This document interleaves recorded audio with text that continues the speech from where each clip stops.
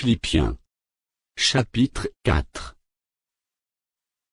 C'est pourquoi, mes bien-aimés, et très chers frères, vous qui êtes ma joie et ma couronne, demeurez ainsi fermes dans le Seigneur, mes bien-aimés. J'exhorte Évodie et j'exhorte Saint-Tige à être d'un même sentiment dans le Seigneur. Et toi aussi, fidèle collègue, oui, je te prie de les aider, elles qui ont combattu pour l'Évangile avec moi, et avec Clément et mes autres compagnons d'œuvre, dont les noms sont dans le livre de vie. Réjouissez-vous toujours dans le Seigneur, je le répète, réjouissez-vous. Que votre douceur soit connue de tous les hommes. Le Seigneur est proche.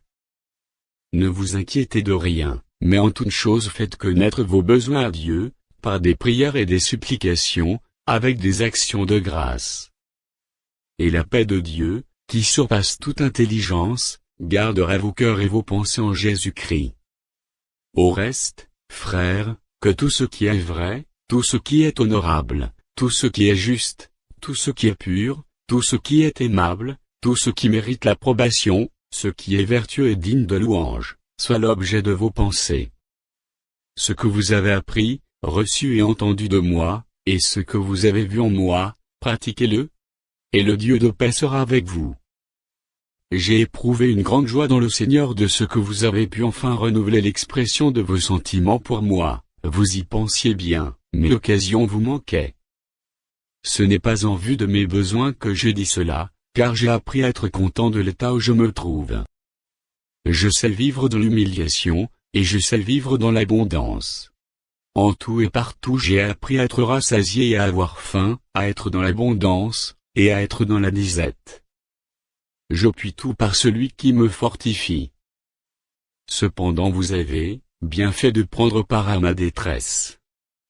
Vous le savez vous-même, Philippiens, au commencement de la prédication de l'Évangile, lorsque je partis de la Macédoine, aucune église n'entrait en compte, avec moi pour ce qu'elle donnait et recevait.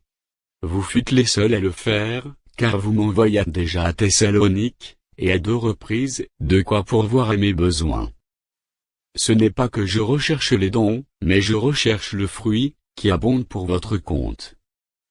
J'ai tout reçu, et je suis dans l'abondance, j'ai été comblé de bien, en recevant par Épaphrodite ce qui vient de vous comme un parfum de bonne odeur, un sacrifice que Dieu accepte, et qui lui est agréable.